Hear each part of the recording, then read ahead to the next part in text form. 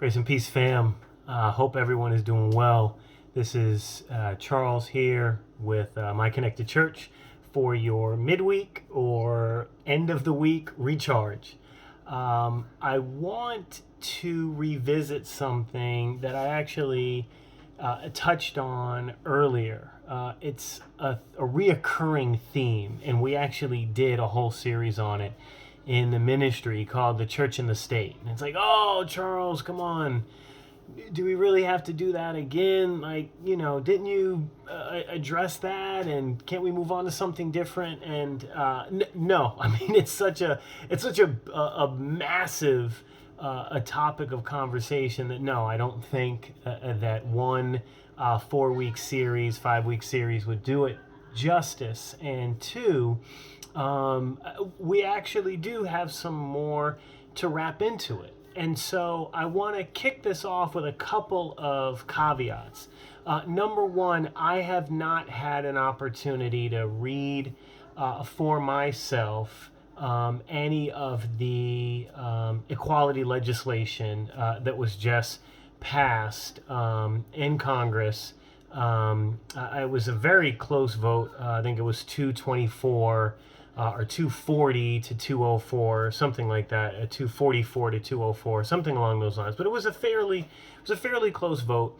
A lot of discussion around it, a lot of energy around it. So I haven't had an opportunity to read it for myself. So I'm going to be very careful in terms of how I couch my comments as it pertains to this new legislation, number one. And then number two, I'm also hope to sort of wrap in this concept of kind of a national grid.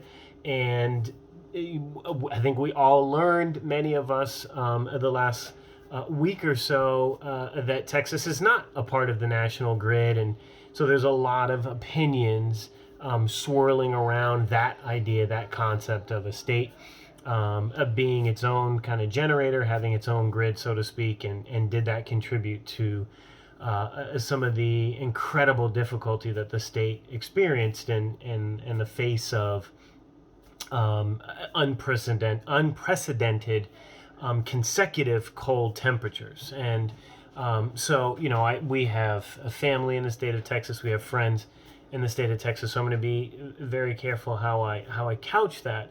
But I want to get right into it. And really, for me, what this is about equality, and it's about consistency. And what I want to say here, and I want to be careful how I phrase it, but ultimately, this needs to be a wake-up call for the church. This needs to be a wake-up call for anyone that identifies themselves as a Christian, anyone that considers themselves to be part of the body of Christ. Now, Charles, that seems like a really exclusionary message, and it's absolutely not.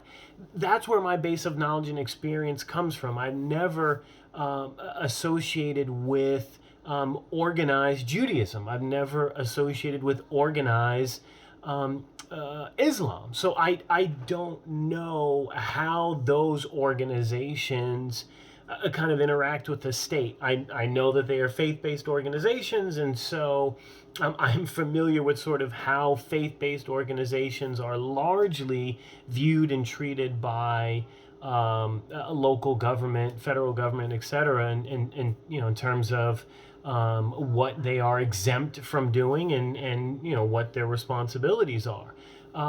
So I guess actually I can, in some respects, address faith-based entities.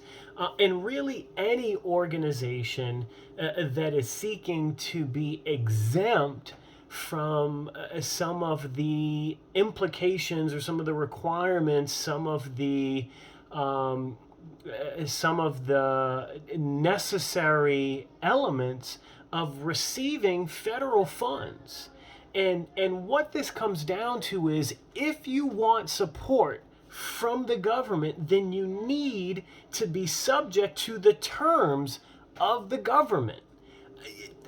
I don't know how to say it any more plainly than that. Again, haven't read the full legislation, but I've always had an issue with this concept that we want to take, but we don't want to have to be responsible for any of the requirements for taking.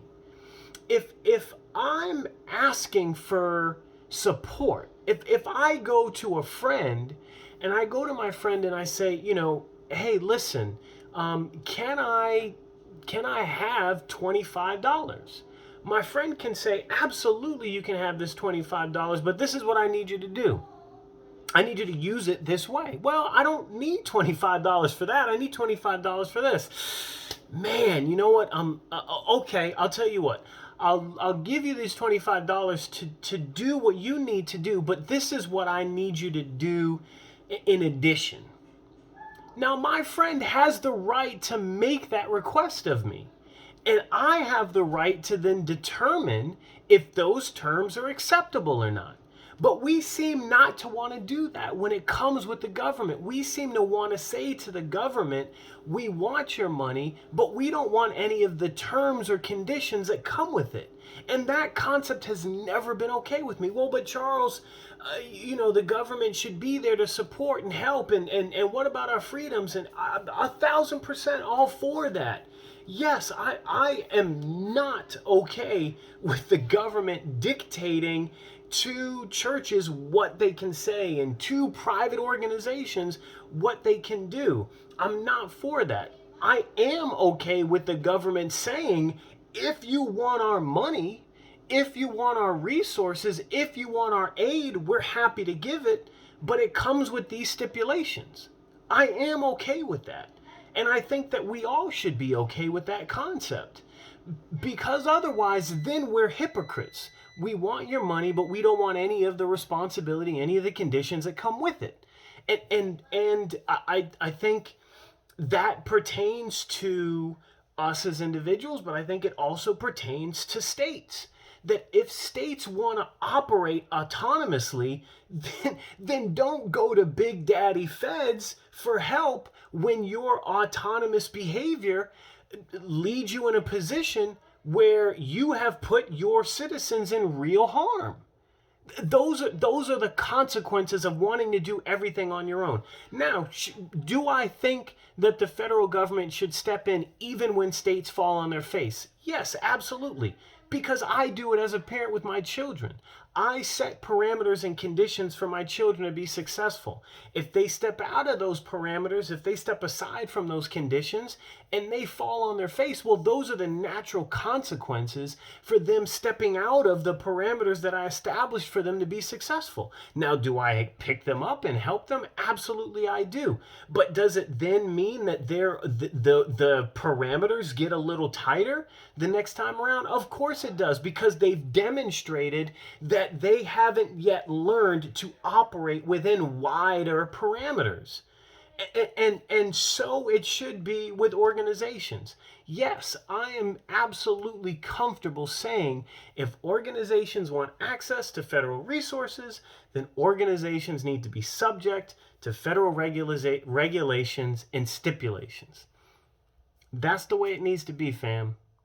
Let me know. You feel different? You feel otherwise? I welcome the feedback. I welcome the opportunity. The only way we're going to grow and do this thing is together. That's one of the things that makes America great, is that we have agreed upon some things that we will abide by. And I think it's important to remember that. Let this be your midweek, late week recharge.